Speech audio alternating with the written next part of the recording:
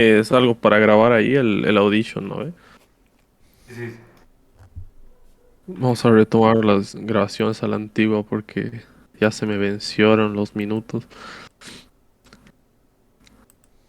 Ya cuando ya estés con el audition y todo, y tú igual Lucho, cuando ya tengas el OBS me avisan y Yo le ya y estoy, metemos. yo ya estoy listo. Tú ya estás, listo.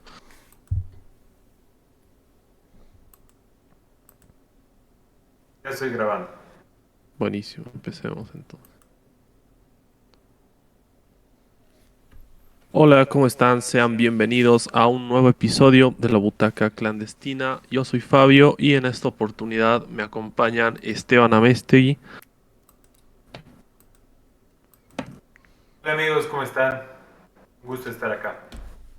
y Lucho Romero. ¿Qué tal amigos? Feliz de estar una vez más con ustedes. Y en este podcast les vamos a hablar sobre Spider-Man Into the Spider-Verse, una película que realmente es de mis películas favoritas, no solo hablando de animación, sino hablando de este personaje también. Em, Tocaba reseñarla ya porque hemos hablado, la hemos referenciado, ya no me acuerdo cuántas veces en episodios anteriores, de alguna manera u otra siempre salía ahí en la conversación esta película. Y qué mejor oportunidad que ahora estamos a nada, básicamente a horas de que se estrene la segunda parte, 5 años después. Aún no me cabe en la cabeza que se han pasado 5 años tan rápido, pero es una película que en líneas generales creo que captura la esencia de este personaje como ninguna otra, al menos desde mi punto de vista, y una película que en muchos aspectos ha venido para revolucionar la industria de la animación, como en su momento fue Toy Story, por ejemplo. Esta película es básicamente lo mismo, ha marcado una tendencia que el mismo estudio de Sony ha ido repitiendo con otras películas en años posteriores, como con Mitchells vs. The Machines, o incluso otros estudios como DreamWorks con la peli del gato con botas, y ahora esta película de las Tortugas Ninja, ¿no? Que ya sale este año también, que también tiene este estilo de animación. Bueno, antes de meternos en sí en la historia y en todo lo que implica los spoilers, porque aunque ya han pasado 5 años, de todas maneras siempre les vamos a hacer la advertencia de los spoilers. Me gustaría que me compartan las impresiones generales y cómo ha sido como la primera vez que han visto esta película y qué les generó en aquel entonces. Ok. Ok, Romero, yo te cuento. Mira, hace unos años, 2015 más o menos, se anunció esta película de parte de Sony, pero se anunció junto a Venom, si es que no me equivoco, y otro grupo de proyectos que tenía Sony, ¿no? Y el tono en el que lo anunciaron se sonó muy mal porque era como un tono receloso cuando Marvel adquirió a Spider-Man para el MCU, ¿no? Lo cual Lo cual decías, pucha, a ver qué es lo que va a hacer con esta película. No, no pinta que sea muy buena. Incluso, bueno, dijeron que se iba a tratar sobre Miles Morales, lo cual es una decisión correcta, ¿no? En su momento ya era una decisión correcta, pero tampoco había tanto el hype, ¿no? Hasta que revelaron el título, ¿no? Into the Spider-Verse. Tener el Spider-Verse en un título ya es palabras mayores. Adaptar esos cómics en los que Spider-Man si no me equivoco, es con Madame Web que se aventura en este universo. Y sobre todo por ver por primera vez en un medio audiovisual, aunque no, mentiras, Miles Morales ha debutado en algunas series, si es que no me equivoco, pero a raíz de que iba a debutar justamente en el cine, ¿no?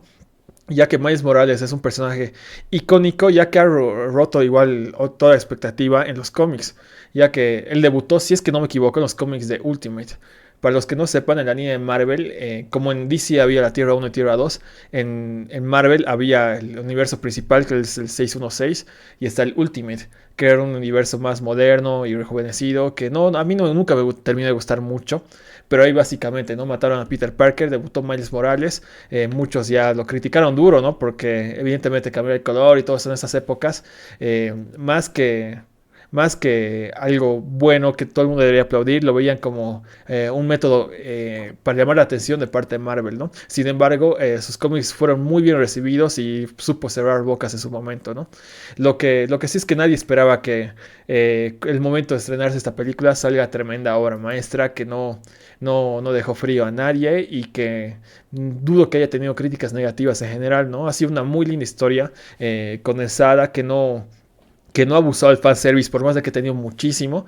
Y bueno, sería también un guiño a todo el fanservice que se que iba a venir con Spider-Man en el futuro, ¿no? Como ya lo vimos el año pasado con No Way Home.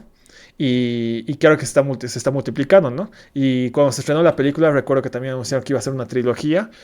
Solo que dije, uy, si se han tardado tanto, porque se tardaron unos buenos 3 años en hacer esta peli, ¿no? Por lo menos, si no más, ¿no? Eh, Dijeron que iba a ser una trilogía y dije, ya bueno, vamos a tener Spider-Man para toda la siguiente década, ¿no? Lo cual terminó siendo bueno, ¿no? Ahora, en cuanto a la secuela, lo voy a decir más adelante, tengo todavía mis guardias en alto, por más de que tiene unas excelentes reseñas, excelentes reviews, todo. Tengo un par de cositas que espero de que todo salga bien, pero ya vamos a ir explorando un poco, ¿no? Esa ha sido mi experiencia, digamos, previa a ver esta película. ¿Tú qué dices, Esteban?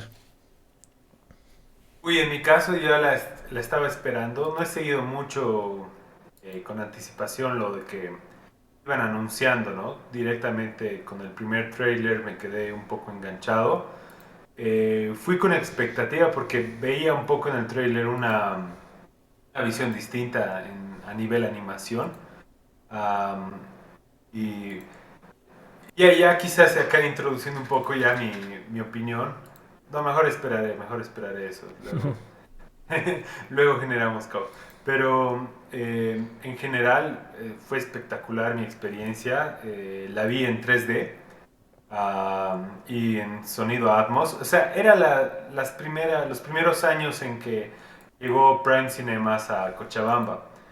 Y como era el primer cine con sonido Atmos, fue una experiencia genial y verlo en 3D, a pesar que, bueno, ha fracasado mucho el proyecto 3D en general, ver esta película en 3D realmente valió la pena y me quedo así súper sorprendido porque en sí el género de películas de superhéroes ya estaba comenzando a sentirse muy saturado, lugares muy comunes y ya cuando comenzábamos a creer que esto iba a entrar en decadencia, ni había comenzado la fase 4 de Marvel y bueno, qué lindo haber tenido al menos ahí un respiro de que iban a surgir cosas nuevas en la industria, ¿no? Del cine de superhéroes.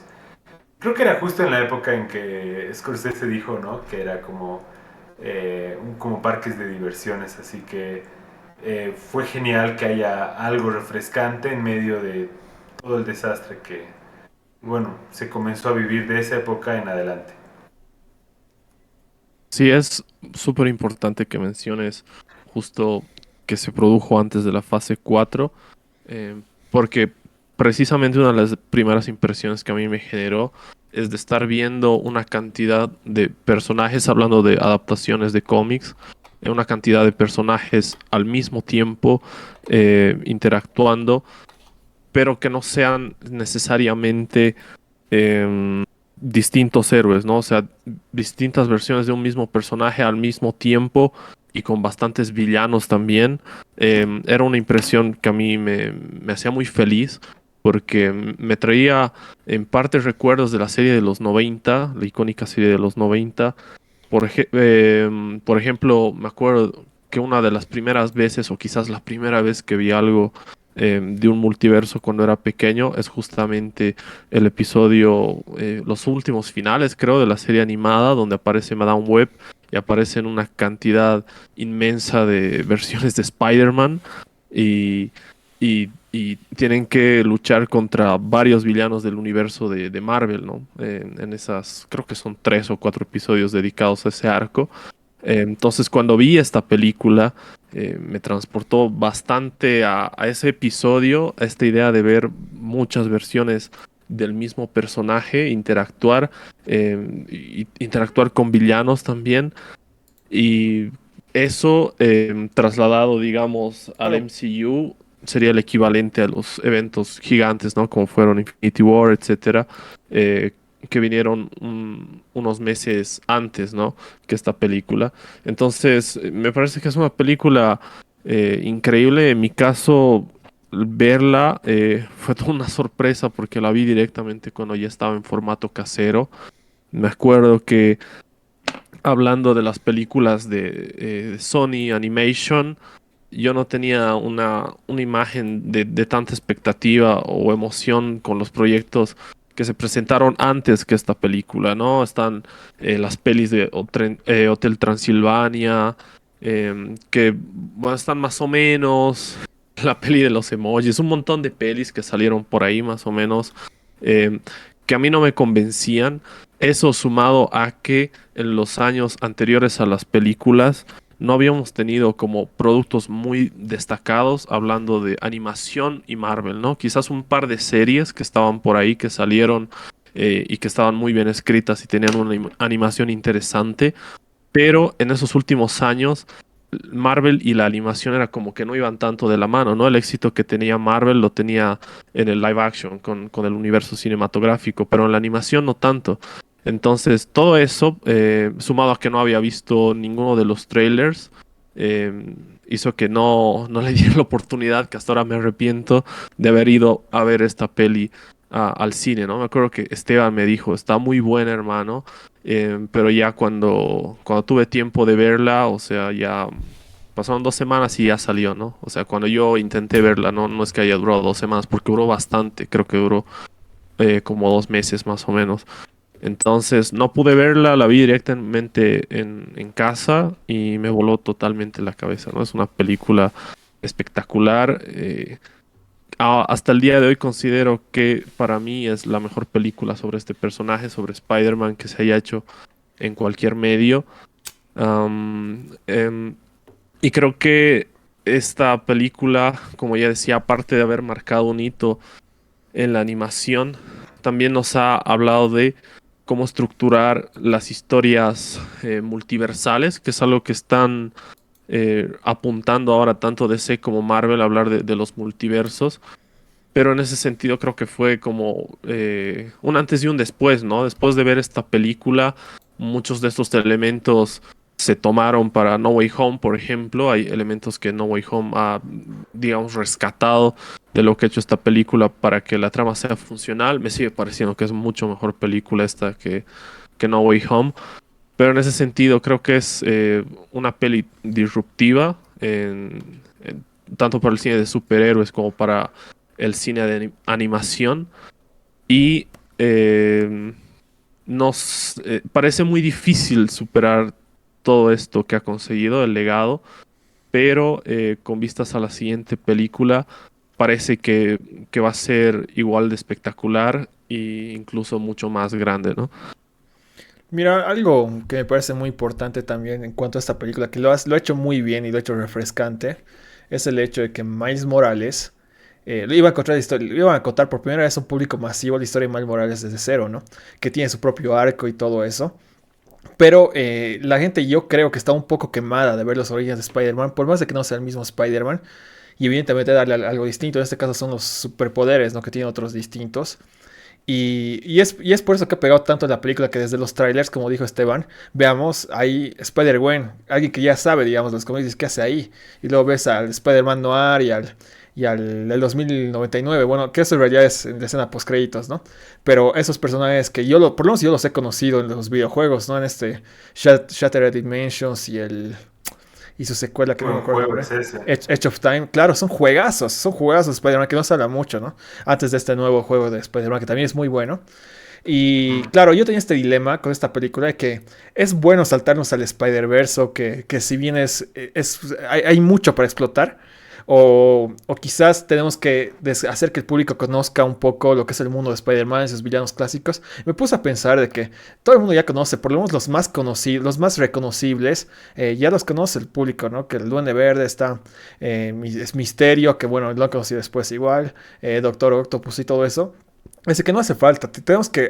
Lo que ha hecho Marvel ha sido espectacular. Bueno, Sony en este caso ha sido aprovechar que la gente ya tiene todo eso para poder explotarlo a niveles multiversales, ¿no? Como dice Fabio, ha sentado bases muy importantes y le ha sacado el jugo al poder de la animación, que creo que es la palabra clave, por lo que está siendo aclamada, ¿no? Es tanto esta película como su sucesora y en sus reseñas, que todo el poder que tiene animación no convencional, no CGI, para sacarle jugo, ¿no? Y crear una historia entrañable sobre todo, ¿no? No se han apoyado el fanservice, que es lo que más aplaude la película. Sabes, justo lo que mencionabas de la animación, algo con lo que lo comparo bastante, y va a ser una comparación rara. ¿Han visto esa película sobre Vincent Van Gogh? Loving Que está Vincent inspirada, Ah, o algo así. sí, Loving Vincent, creo. es inspirado en cartas a Teo. Y, Exacto. ajá. Sí, sí, sí. Lo que me parecía interesante en ese momento era como cómo ver traducido es un arte de traducción. ¿Cómo vamos a interpretar el arte pictórico o lo que Van Gogh trataba de hacer en el arte pictórico en el cine? Esas traducciones normalmente son complicadas de hacer, por eso siempre hay el clásico ejemplo de no, que el libro es mucho mejor que la película y cosas por el estilo, ¿no? Porque es difícil hacer una interpretación porque estás hablando en otro lenguaje, ¿no? ¿Y qué me pasó con... no se preocupen, voy a aterrizar, pero ¿qué me pasó con Loving Vincent? Que eh, al final me pareció que utilizaron el recurso de... Han filmado la película, todas las escenas las han como que repintado, pero hemos visto el arte audiovisual, el cine, eh, con, digamos, un filtro Van Gogh, ¿no? Y de hecho, a mí me gusta mucho la película, antes que me funen, la he disfrutado bastante, pero yo esperaba ver en la película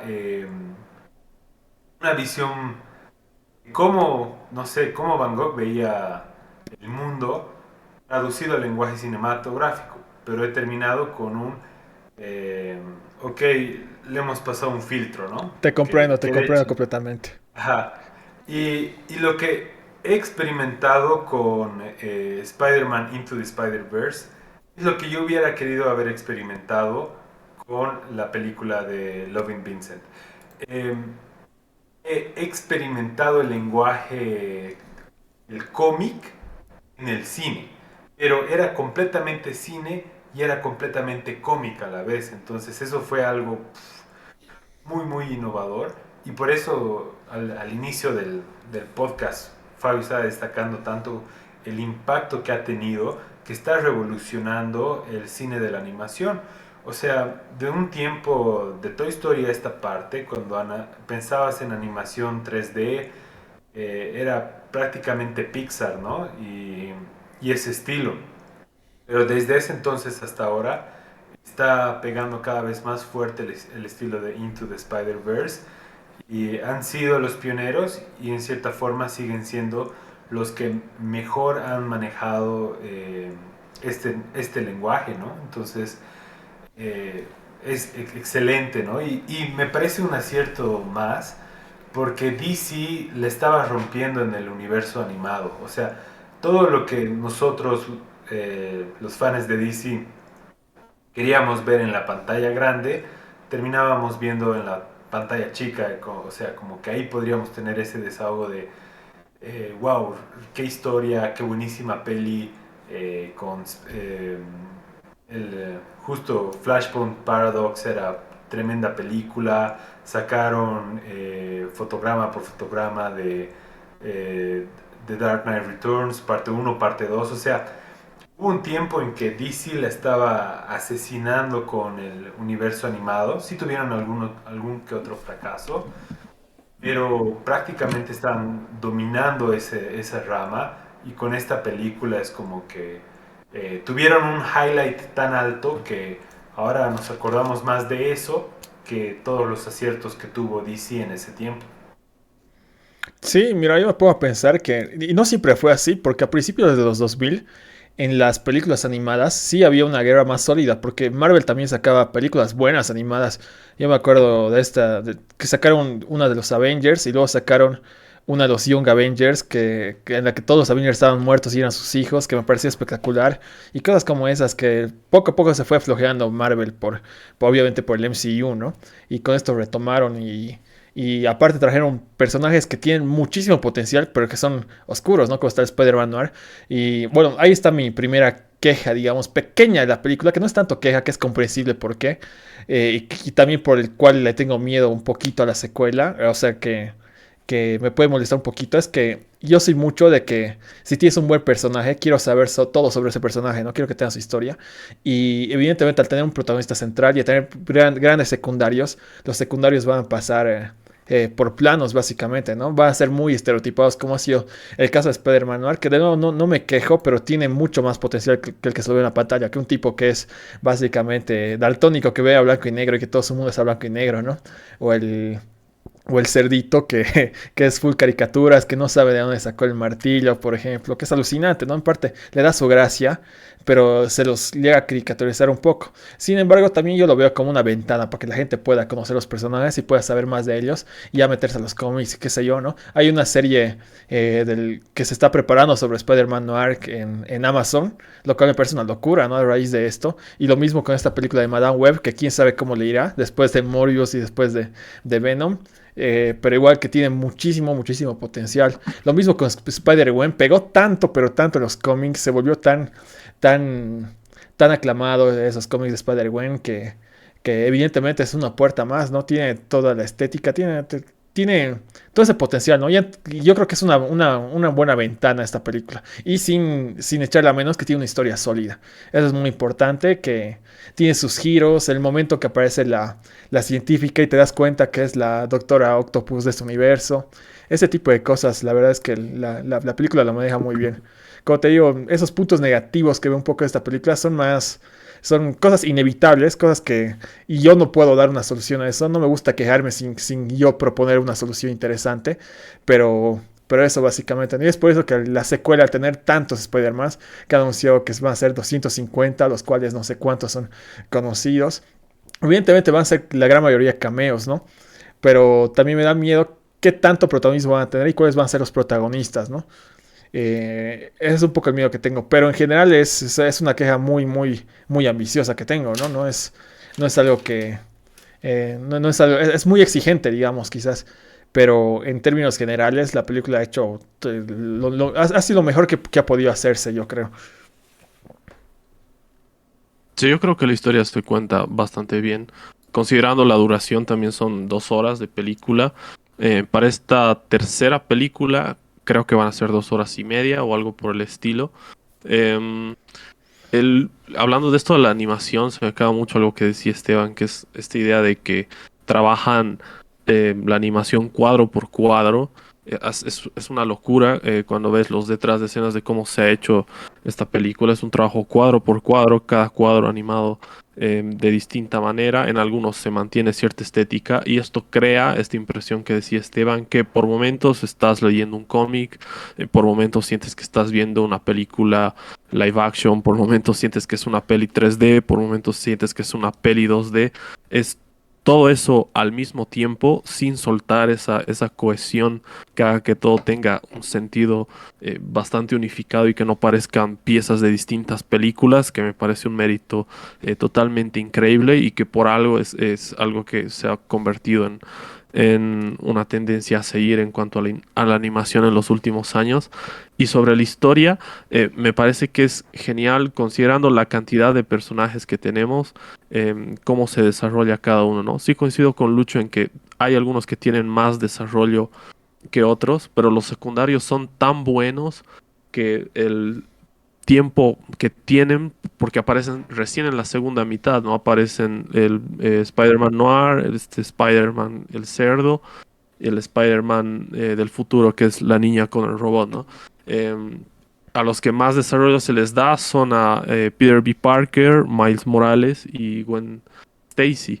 Me gusta mucho cómo terminan siendo 6 personajes, eh, 6 versiones de Spider-Man y aparte tienes creo que 6 villanos también, o algo así terminan siendo cuando se enfrentan en esa escena de la casa. Son como 6 contra 6, una locura. Me encanta esta escena. Pero también creo que un acierto muy grande y que también mencionaba Lucho hace rato es la idea de que no te hayan puesto a los villanos que uno está acostumbrado cuando va a ver una película de Spider-Man, ¿no? El primero que suele salir es el Duende Verde, digamos. Acá te ponen a un villano Kingpin, que muchos lo conocen por Daredevil, pero en realidad es originalmente un villano de Spider-Man, y otros villanos muy poco conocidos como Prowler, ¿no?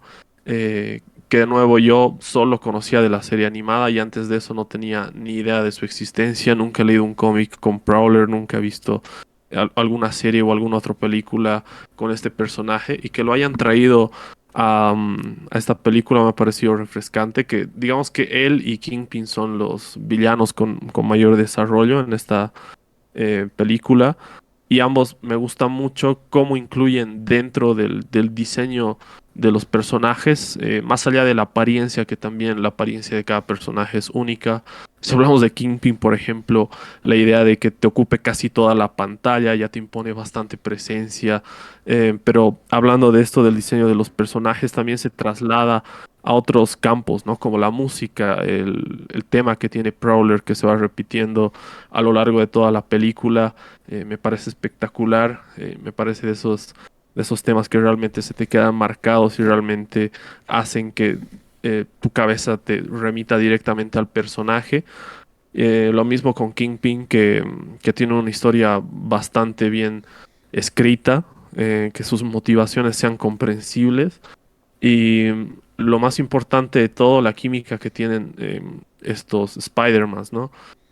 Sobre todo hablando de los tres, de Gwen Stacy, Miles Morales y Peter B. Parker, que me parece genial cómo están puestas sus historias. Peter B. Parker, creo que después de Miles Morales, obviamente, que es el protagonista, es mi personaje favorito de esta película, porque rescatan muchas cosas del Spider-Man de Tobey Maguire. Exacto. Más o menos es como si te contaran ideológicamente qué pasa con ese Spider-Man de Tobey Maguire unos años después. Y eso, al ser nosotros como eh, niños cuando vimos la primera peli de Spider-Man con Tobey Maguire, es como nostalgia y al mismo tiempo como ser parte de eso de alguna manera. Creo que con el Spider-Man con el que más me identificado en esta película es de lejos el Spider-Man de Peter B. Parker, ¿no? Entonces, creo que por ese lado, cómo se trabaja cada personaje individualmente y su interacción también es lo que hace esta película tan increíble, ¿no? Dejando de un lado el aspecto de la animación que lo hemos recalcado que es importantísimo. La historia por sí sola está muy bien estructurada, ¿no? Y tiene ese balance muy bien logrado entre emotividad y humor y entretenimiento también, ¿no? Sí, completamente. O sea, yo creo que todos hemos pensado en Tobey Maguire cuando hemos visto la escena del Peter B. Parker famoso, ¿no? Es muy carismático el tipo como secundario, pero también no dejo de lado a su protagonista, ¿no? Miles Morales, que mira, sí, él ha creado su propia identidad en la película con esto, con el graffiti, porque mira, Spider-Man siempre ha sido un superhéroe independiente, callejero, ¿no?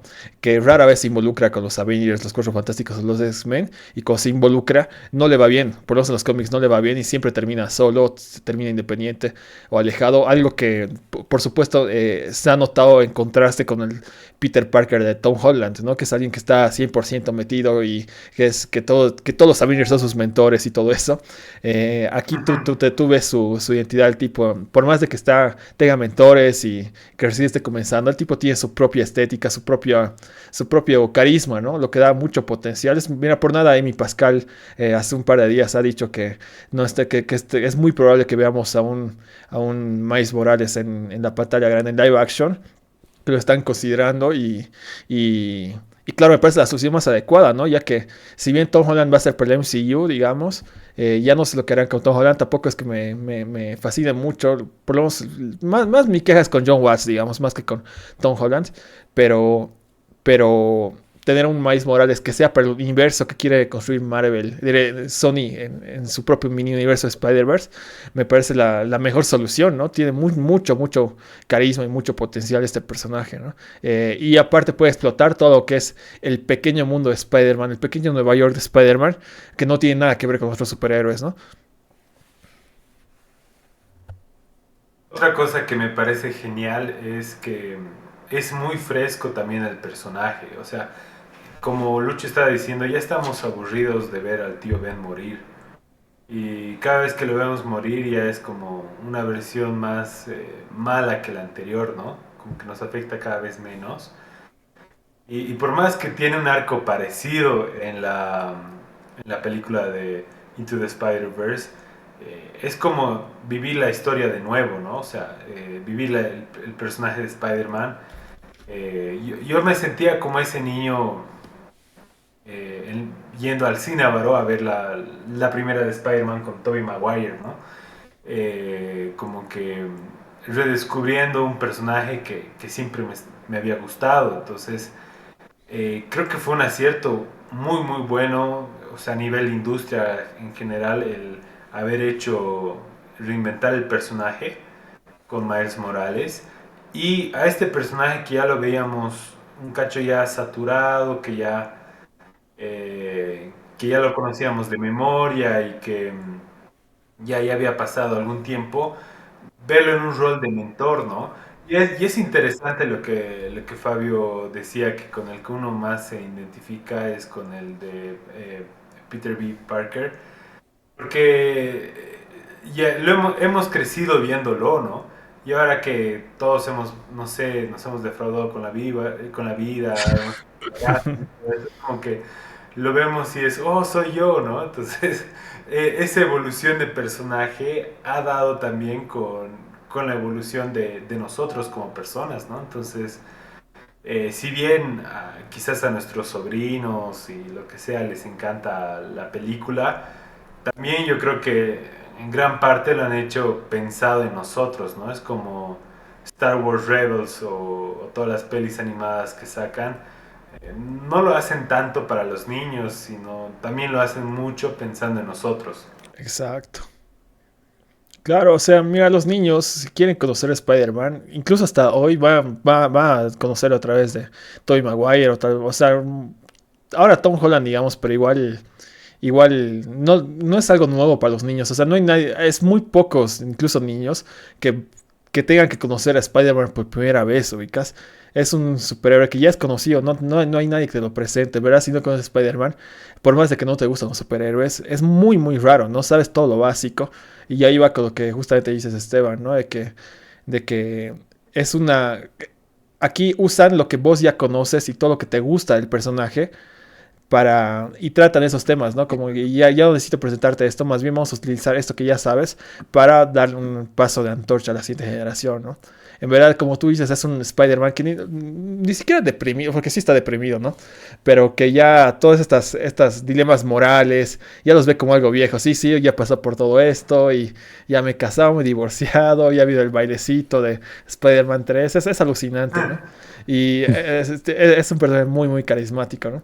Hubiera querido que por ejemplo, al toparse con la Gwen Stacy de Spider-Gwen, tenga algún tipo de reacción, ¿no? Como lo ha habido en No Way Home, por ejemplo, pero claro, es carisma total, ¿no?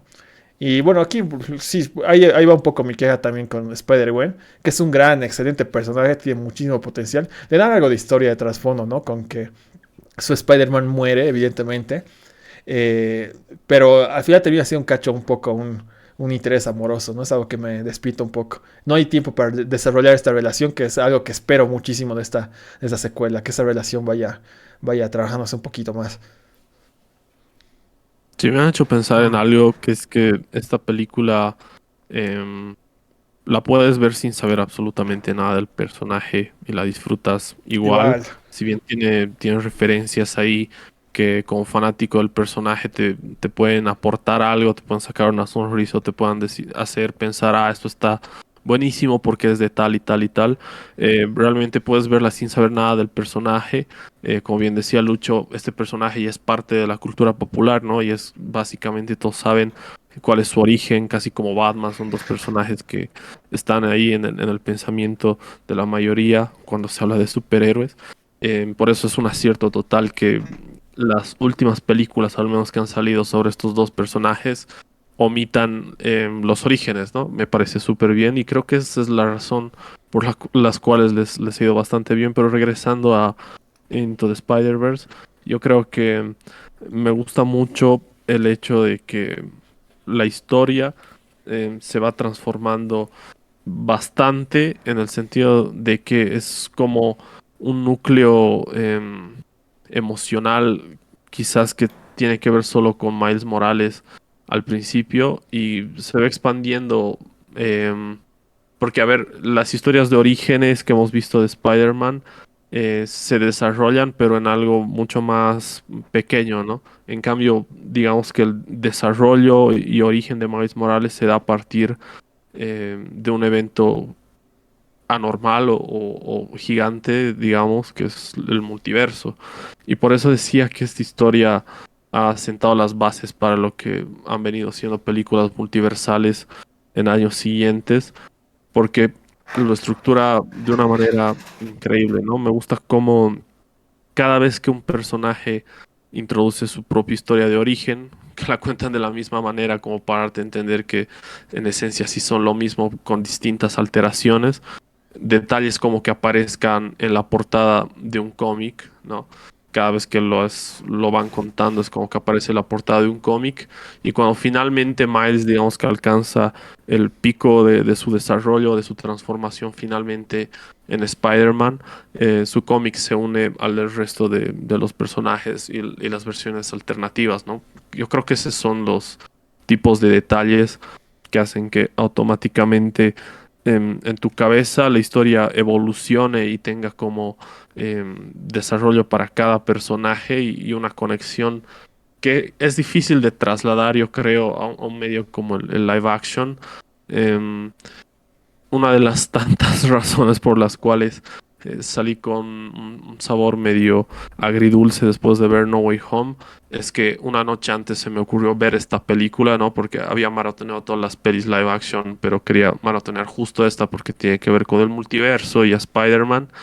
Y claro, mientras veía No Way Home y recordaba esta película, me daba cuenta de todas las cosas que esta película había hecho bien en cuanto a guión y todas las conveniencias de guión que terminaba teniendo No Way Home, evidentemente, ¿no? Pero acá entra también el factor de que la animación te permite mucho jugar con distintos estilos y distintas estéticas y es justo el medio ideal, digamos si vas a narrar una historia de múltiples realidades coexistiendo a la vez y sobre un mismo personaje, ¿no?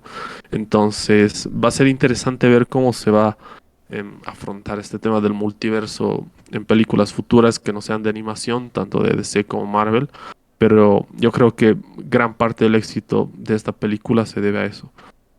Sí, es algo muy importante con lo que Ok, estás diciendo. A ver, dale, Esteban, dale, Esteban. dale, dale.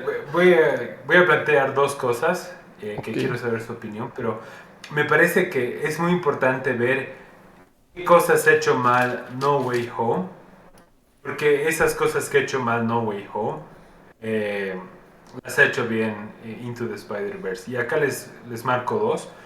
Una, por ejemplo, ¿qué es lo que quieres ver si vas a ver a varios Spider-Man unidos? Quieres verlos luchar juntos, ¿no? No quieres verlos hacer el meme de, oh, yo soy Peter Parker, tú también, ¿ubicas? Y, y creo que lo han centrado mucho en, o sea, me parece que No Way Home es un cacho meme en ese sentido, que han agarrado como que todos los clichés, lo que uno esperaba de un encuentro así, y como que han formado la película en torno a eso. En cambio, Into the Spider-Verse, cuando suceden esas cosas, es realmente auténtico. O sea, hemos visto ese meme al final en la escena extra, al final de la película, en Into the Spider-Verse, y era genial. Lo he visto eso en la película de No Way Home, me ha dado cringe. He visto eso ahora en el trailer con 250 Spider-Mans y me ha parecido genial otra vez, ¿no? O sea, me parece que no sé si la producción, todas las personas involucradas, realmente aman a este personaje y cuando lo están proyectando, realmente le ponen ese amor y se siente como un personaje real, no como un arquetipo, como un esqueleto. Ah, este es el Spider-Man, lo vamos a hacer más oscuro porque a Batman le va bien y Nolan la ha roto, así que Andrew Garfield va a ser el Spider-Man un cacho más oscuro. No, o sea, estos personajes que vemos en Into the Spider-Verse, no, si bien obviamente deben utilizar arquetipos, no solamente son esqueletos, sino realmente son personajes que tienen corazón, que tienen carne, o sea, están más desarrollados y cuando tú los ves en la película, te encariñas por eso con ellos. ¿Por qué te cae Peter B. Parker? Porque has empatizado con él, porque te ha hecho recuerdo al Spider-Man de Tobey Maguire y al final es un mejor Spider-Man Tobey Maguire que el propio Tobey Maguire cuando lo hemos visto en No Way Home, porque su arco ha hecho más sentido. Y, y eso ha sido la cosa, o sea, creo que eh, por eso te llevas esa decepción, porque cuando ves las interacciones entre ellos, entre Andrew Garfield, Tobey Maguire y Tom Holland, son muy forzadas. Pucha, esa escena de eres amazing, ¿ubicas? Oh, Dios mío, no, todo eso es muy malo, hermano, no sé. eh, Estoy descargándome, tenía eso. Yo no pude participar en el review, así que Déjalo salir de acaba. corazón. Sí, mira, a ver, yo concuerdo en algunas cosas. Mira, también tengo mis quejas con No Way Home, ¿no? Parte de esas son, por ejemplo, cómo introducen los Spider-Man. Aquí, por ejemplo, no hay comparación. Esta película te da una cátedra, ¿no? Allá simplemente es como si fuera una sitcom, hermano, que entran por una puerta y todo el mundo aplaude. Ubicas ese sentido del cine es como el personaje invitado, ubicas de Friends, así los han introducido a los Spider-Man. No, tienen que entrar Y de es manera Brad Pitt, épica, ajá. claro. Tiene que haber un espectáculo cada que aparezca un nuevo Spider-Man. No tiene que entrar por la puerta y que todo el mundo empiece a aplaudir como risas enlatadas, ¿no? Eso uno. Ujú. Luego, bueno, más con mi queja es con cómo despega la trama en No Way Home, ¿no? Que me parece bastante flojísimo. Más lo hacen quedar mal al Spider-Man de Tom Holland, peor de lo que ya estaba en mi punto de vista, ¿no? Lo hacen ver como un tipo, o sea, él la mató a su tía, man. No ha sido como el tío Ben clásico, ¿no? En verdad, su tía ha muerto por la estupidez de su sobrino. Lo cual esas cositas, digamos, obviamente el hype ha estado ahí, le ha pasado bien y todo eso, pero esas espinitas, que igual hasta ha tenido problema con Endgame, pero no tanto como en No Way Home, que me decía que ha sido todo culpa de John Watts, digamos. Yo creo que esa película con otro director hubiera sido mucho mejor. Aunque no me tragó nunca a Tom Holland como Spider-Man, siempre he dicho que no es tanto su culpa como la de este John Watts, ¿no? El men que va a dirigir Los Cuatro Fantásticos y que va a dirigir la nueva serie de Star Wars, por cierto, la Skeleton Crew. Lo cual no me parece muy malo el men, o sea, tiene sus cosas buenas, o sea, sabe hacer películas de entretenimiento, pero muy para niños quizás, pero para Spider-Man necesitas a alguien ambicioso, ¿no? No alguien que esté comenzando en lo que es este mundo, ¿no? Es por eso que a Sam Raimi lo banco tanto y lo he bancado igual con Doctor Strange 2.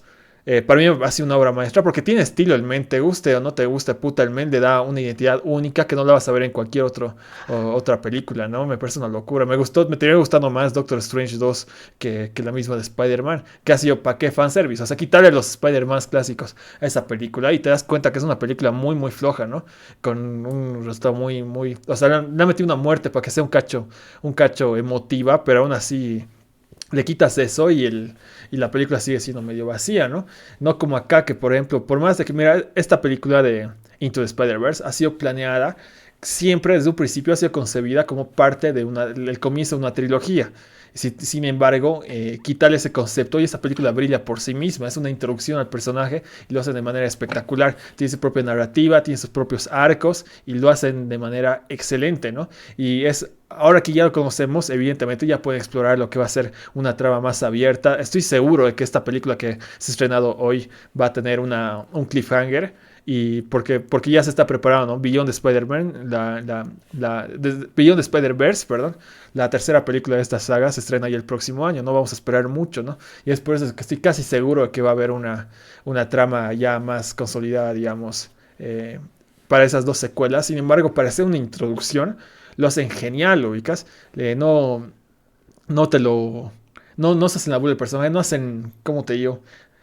No hacen lo que hace cualquier película plana y vacía, ubicas el villano cliché de turno, el héroe que tiene la motivación de salvar al mundo, qué sé yo, ubicas. Aquí los personajes tienen también lo mismo, son grises, tienen sus problemas y tienen sus aciertos. Y sigue siendo una película para niños, si te puedes pensar, ubicas, no deja de hacer eso.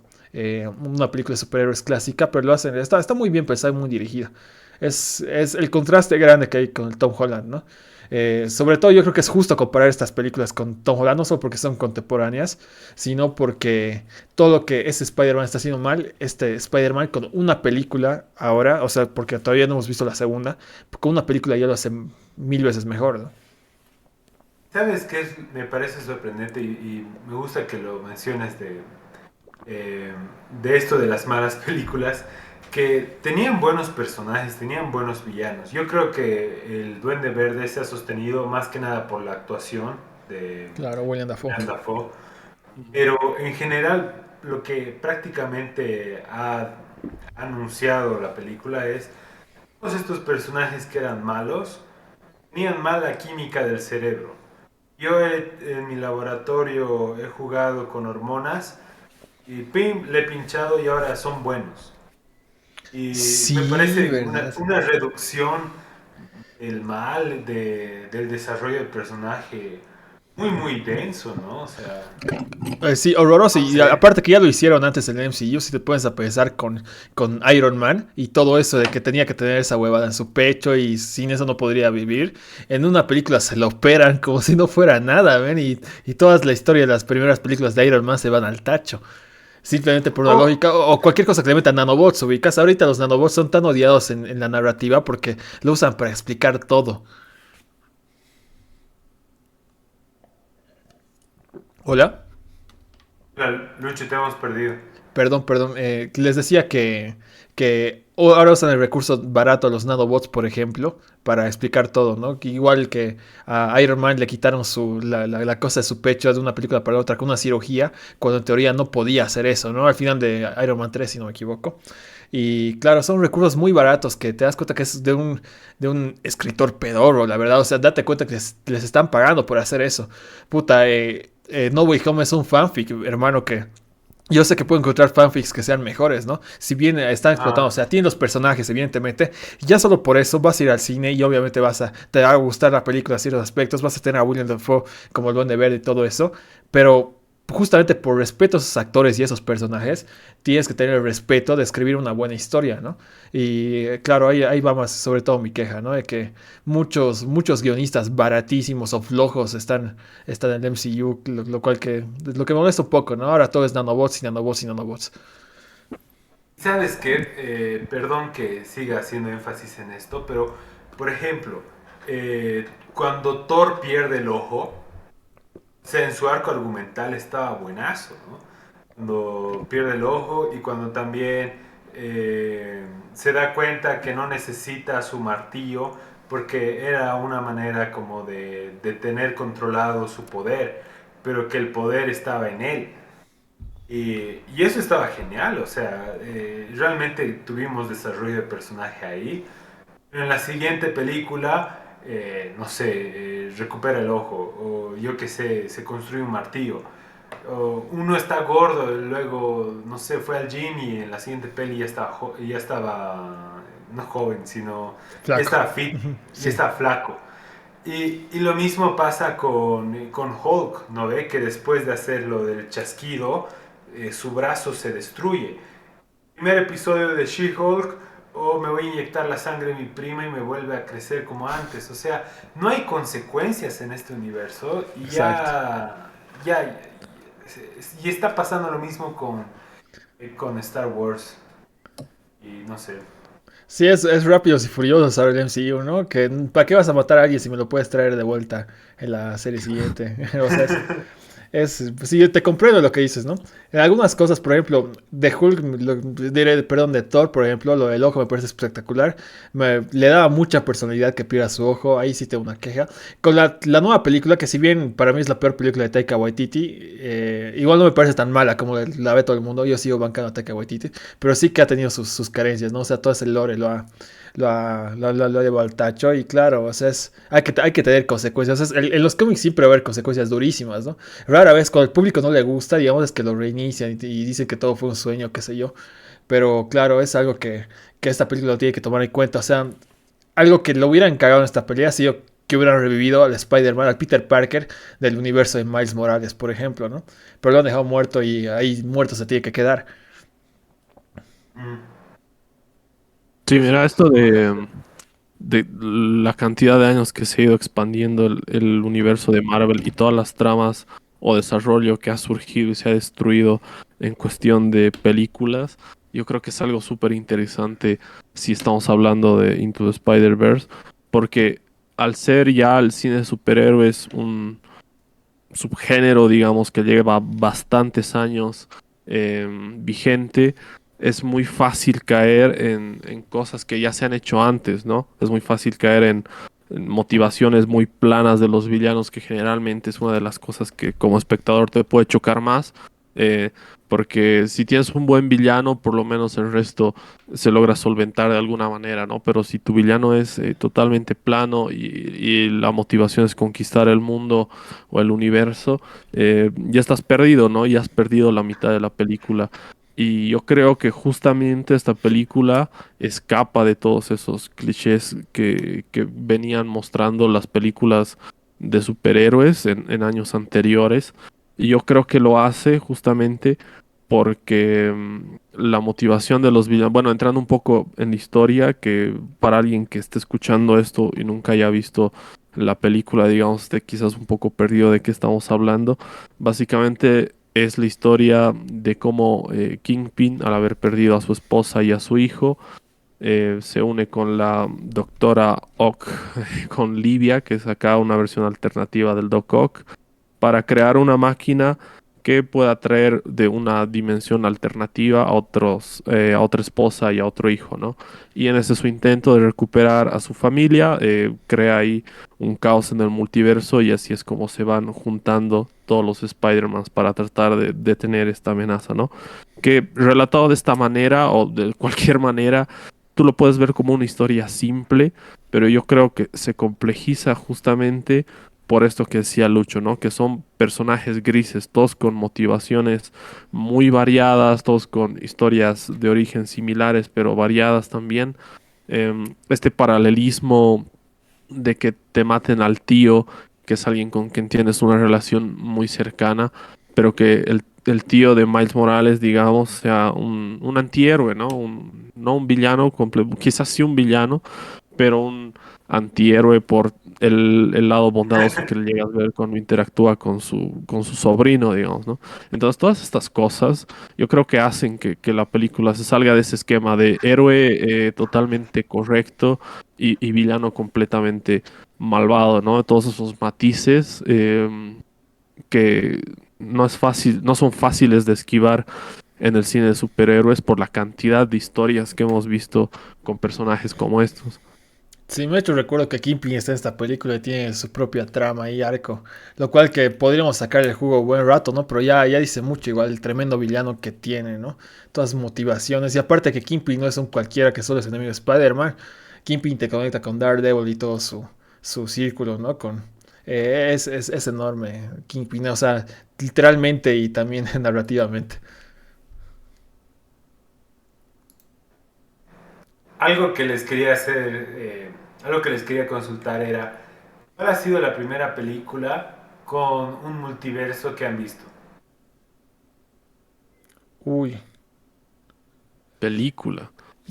que yo tenga memoria, creo que las películas de Kevin Smith, que se conectaban, bueno, que eran películas independientes, pero que tenían personajes en común. Es las películas que más recuerdo, digamos, pero que se hayan conectado, a ver.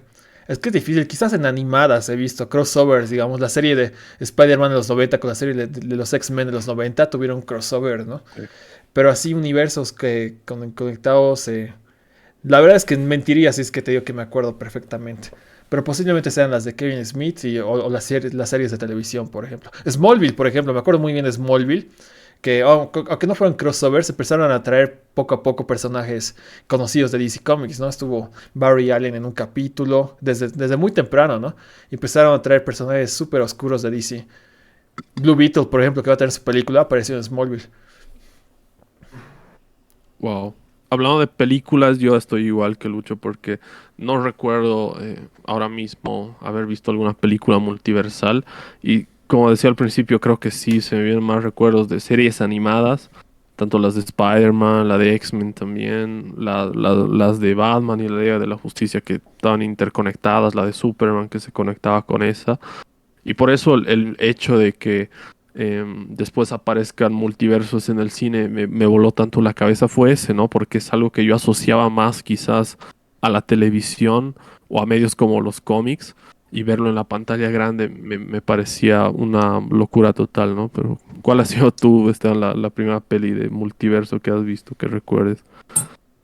Es una peli muy loca, se llama El Único, The One, es con Jet Li. Es así, de esas de acción de flota, ¿no? Bueno, pero el concepto, o sea, a mí me parecía genial en ese entonces, pero no sé si la volvería a ver, si me gustaría.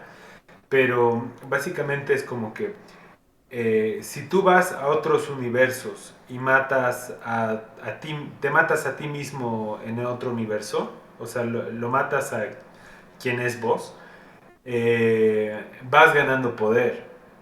Y la idea es como que hay este villano, es Jet Li, que va universo a universo matando a sus multiversiones. Y a medida que va matando, se va volviendo más poderoso, pero también se van volviendo más poderosos sus otras versiones. Y al último es como que, por eso se llama de único, el único. Y al final como que se enfrenta consigo mismo y me parece un concepto, o sea, interesante como logline, ¿no? Pero me da miedo volver a verla porque era la primera película en DVD que obtuvo mi familia. Y, o sea, no era porque era buena, sino era la única que Claro. pudimos conseguir. Ujú. Y no era ni siquiera mis papás o mi abuelito, sino era uno de mis tíos que en esa época estaba casado, pero no tenía hijos. Bueno, no me acuerdo bien si tenía hijos, pero la cosa es que tenía un DVD y cuando en ese tiempo valía 200 bolivianos un DVD, él se Mm. compró ese DVD y es loco, hermano, porque es 200 del año, 200 bolivianos del equivalente en el 2003, digamos, así que con inflación y todo eso debió estar como 600 hoy Dios. en día, Sí, era así una como locura lo que $100. costaban los DVDs antes, ¿no? Oye, Sí, o cuando sea, refieres que te da miedo, ¿te refieres a que, digamos, le tienes un cariño nostálgico y tienes miedo a que te decepcione un poco? exacto, exacto, porque es de ciencia ficción, es película de acción, Claro, le recuerdas tu cariño, eh, básicamente. exacto, y me acuerdo que era violenta, así que de niño era como que ver una peli de terror, así que estaba interesante, pero otro lugar donde sí hemos visto multiverso en televisión era cuando todos los Power Rangers rojos se unen. ¿Verdad? Sí. Aunque en Ujú. realidad no, o sea, sé que es un poco nerd de mi parte, pero en realidad no era un multiverso porque todos los Power Rangers comparten universo, sino que hace más un crossover que multiverso, pero sí tienes la razón, igual, o sea, hace un crossover súper épico, ¿no? Mm. Pero qué loco, en los últimos años, o sea, ya es casi como, Una sí, por obligación. sentado. Claro, eso es Ajá. una Ujú. obligación. Si no haces eso, digamos, como que vas a... Es que es lo que yo decía del efecto Endgame, que, o sea, Marvel no está mal acostumbrado tanto, ni siquiera diría que es algo muy malo, porque es inevitable, pero te esperas tanto que si es que no haces un crossover o alguna conexión con cualquier otro medio, la gente se va, más que decepcionar, va a salir al cine y va a decir, era que hagan esto, yo hubiera hecho esto, y puta, y suena y sigue sonando, ¿no? Pero se puede corregir haciendo una buena película con una buena narrativa y con un guión que no sea flojo, como lo ha hecho James Gunn con Guardianes 3, por ejemplo, ¿ubicas? Sí, totalmente. Ajá. Oye, ¿y cómo anima que James Gunn ahora esté a cargo de DC después de haber visto esa película, ¿no? Me Sí. parece, me parece poético, la verdad, creo que esa es la palabra. Esto es lo Todos, mejor que puede pasar, la verdad. sí, es lo que Es, decíamos con Fabio en un podcast anterior, que es como un dominó, ubicas, tener tweets racistas el 2013, hacer la cabeza de DC Comics el 2023, una locura. sí, la verdad el futuro de DC luce bastante bien, ¿no? También estamos cerca de Flash, que bueno, para no despistarnos mucho, tiene que ver con esta película porque estábamos hablando de multiversos. Eh, y bueno, de alguna manera, una vez más le ganó la partida, no sé si a propósito, pero sí le ganó la partida en cuestión de tiempo porque Flash tenía que estrenarse antes que No Way Home. ¿No? Tenía que estrenarse antes, terminó con tantos retrasos con lo que pasó con Ezra Miller y demás, que al final la vamos a ver casi 2 años después. Y en ese sentido, bueno, son ambas películas que de alguna manera van a inaugurar cada una en su respectivo universo esta cuestión de los multiversos. En los cómics creo que DC lo hizo antes, pero en los cómics también, si comparamos un poco esto que hablábamos de eh, esta necesidad o esta demanda que existe a veces del público por tener crossovers y todo interconectado, es algo que se replica desde los cómics, ¿no? Porque en los cómics también fue creciendo como argumentalmente toda esta línea de interacción hasta llegar en un punto en el que habían 50 versiones alternativas, por poner un número, digamos, de cada personaje, eh, conviviendo simultáneamente con otras versiones de otros personajes en eventos gigantescos, ¿no? Lo cual me parece increíble, es algo que se va a aprovechar, yo creo, pero lo van a aprovechar durante estos años en el cine de superhéroes. Parece ser como que hacia donde están apuntando ambas editoriales y me parece bien.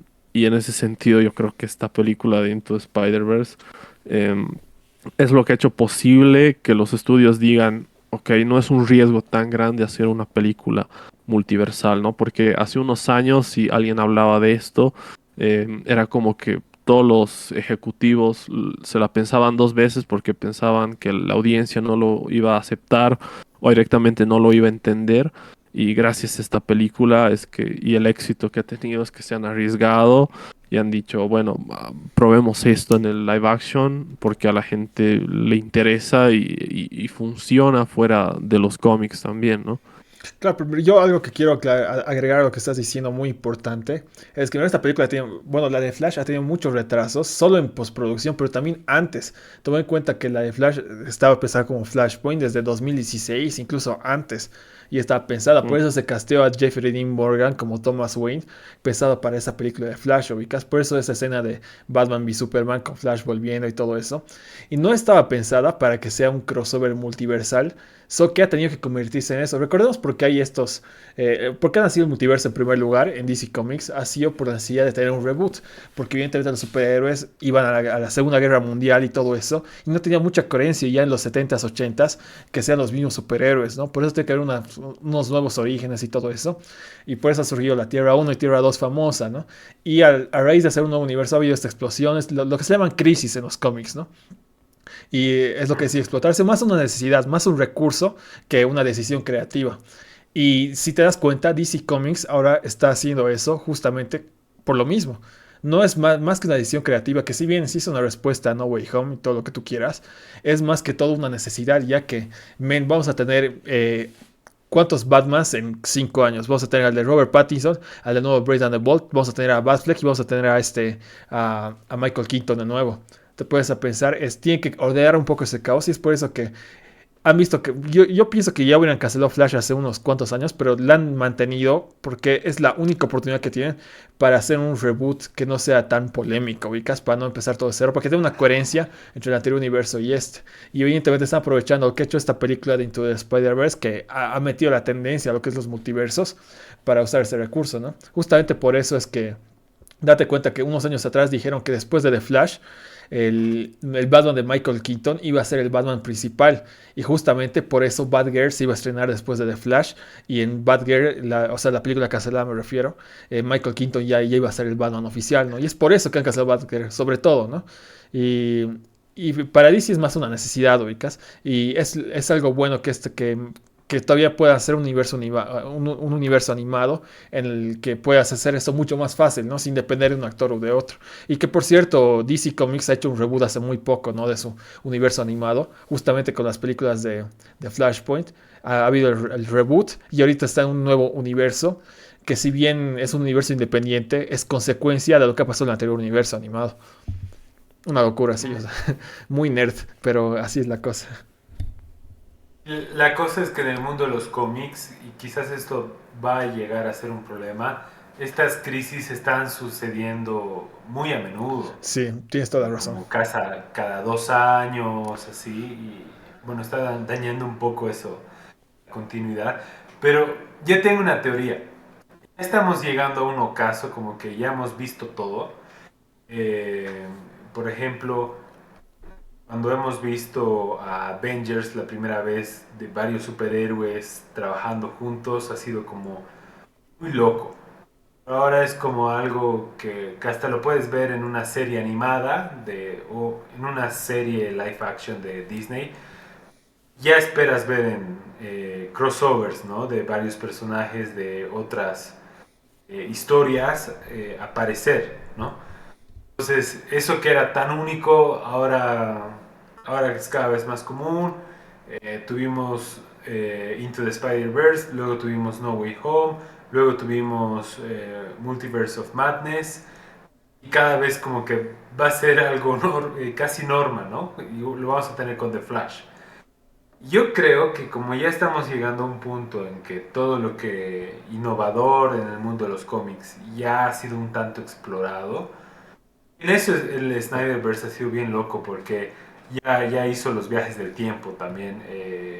En Batman vs. Superman veíamos ese Flash comunicándose con Batfleck. Y también en Endgame hemos visto igual los viajes en el tiempo. Es lo único que nos queda. Yo creo que dentro de unos años, calculo 10 años, vamos a ver un crossover Marvel DC en live action. Sí, tienes toda la razón. O Muy sea, probables. es hasta polémico porque son obviamente empresas distintas, todo eso, pero en los cómics ha pasado, no por los mismos motivos de necesidad, pero claro, a este nivel anfetamínico que estamos avanzando con lo que es el fanservice, digamos, o la evolución puede ser para mí contraria. En mi opinión, yo creo que puede haber una involución y volver a las películas standalone, ubicas, que que tenga su brillo propio.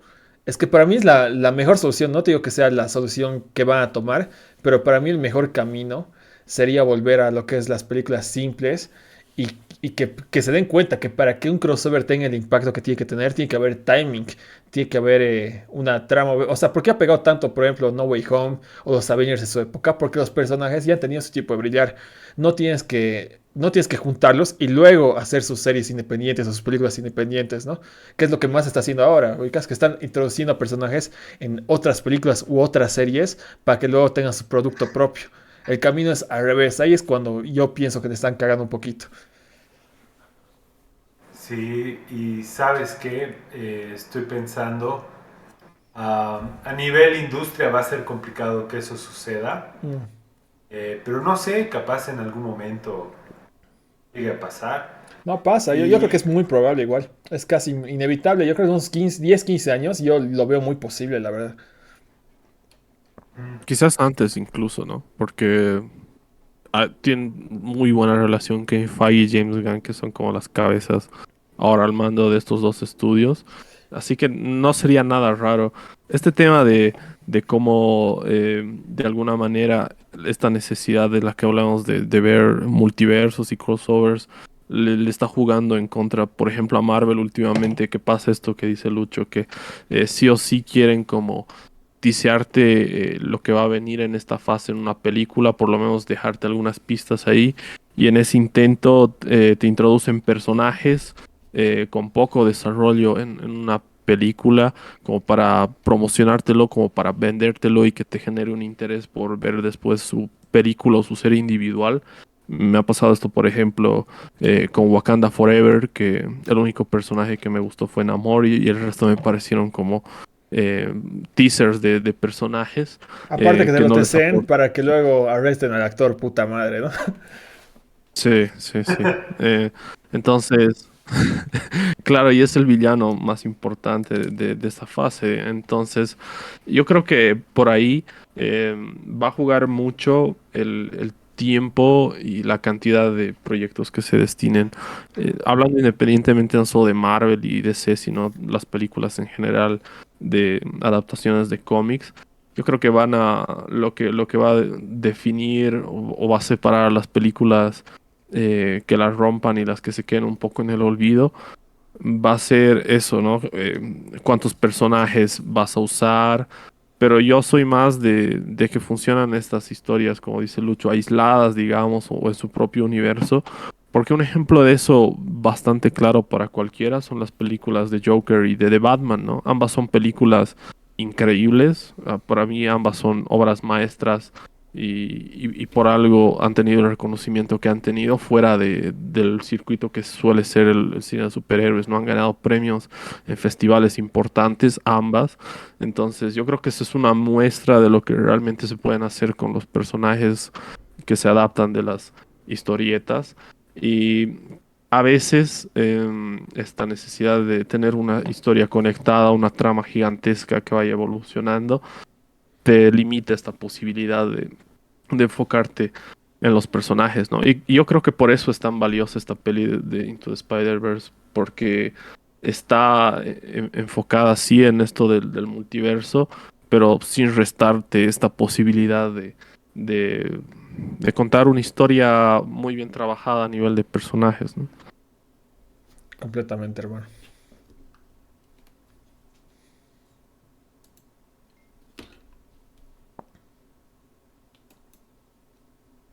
Hola, hola. Ah, perdón. Hola. ¿Quieren que les diga algo para que iniciemos la conversación y volvamos a analizar algo de por qué está mal el Snyderverse? Pero no, no, mejor lo dejamos para otro podcast. Pero sí, yo creo que vale la pena seguir esta cinta, estas entregas. Eh, Normalmente es muy común que una segunda entrega lo arruine.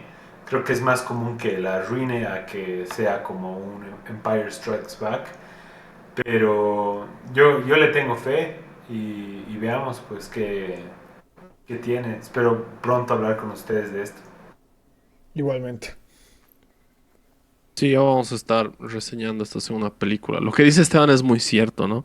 Las segundas tienen una presión increíble porque si la primera ha sido mala, tienes que como corregir todo, ¿no? Como alzar la trilogía o la saga, sea cual sea el caso. Y si ha sido muy buena, las expectativas son altísimas, ¿no? Entonces, sea como sea, las secuelas siempre tienen este peso de la audiencia, ¿no? Siempre son las más complicadas de afrontar, digamos, y por eso generalmente recordamos muy pocas secuelas, ¿no? Ahorita Esteban acaba de mencionar uno de los mejores ejemplos, quizás el mejor ejemplo de cómo hacer una secuela increíble, pero es complicado. Bueno, por lo que se ve ahí, parece que esta película está mejor. Que la película de la cual hemos hablado en este podcast, y yo prefiero reservarme esas emociones todavía, si bien tengo mucho hype y muchas ganas y mucha confianza de que va a ser una gran película. No me quiero venir tan arriba todavía porque no me gusta irme desilusionado, aunque sé que no va a ser el caso, pero tampoco quiero ponerle demasiado peso a esta película. Y bueno, este fue nuestro podcast dedicado a Spider-Man Into the Spider-Verse. Gracias por escucharnos y gracias chicos por ser parte de este episodio. Ahí pueden dejar sus redes ambos para que las personas los vayan a seguir. Genial, genial, hermano. A mí me pueden seguir en bocasalada.org y ahí encuentro todas mis redes, ¿no? Hago contenido distinto en cada una de mis redes. Y eso, básicamente, gracias por la invitación. Gracias Fabio por la invitación. Pueden visitar subversivo.org. La verdad no he estado subiendo contenido últimamente, pero muy pronto van a poder ver más reseñas sobre cine y también artículos sobre cosas que están sucediendo recientemente. Sí, bueno, y como siempre, recuerden que a nosotros nos pueden seguir en @labutacaclandestina en todas las plataformas de podcast y también ahora en TikTok. Bueno, gracias por escuchar este podcast y será hasta una próxima oportunidad. Adiós. Chao, chao.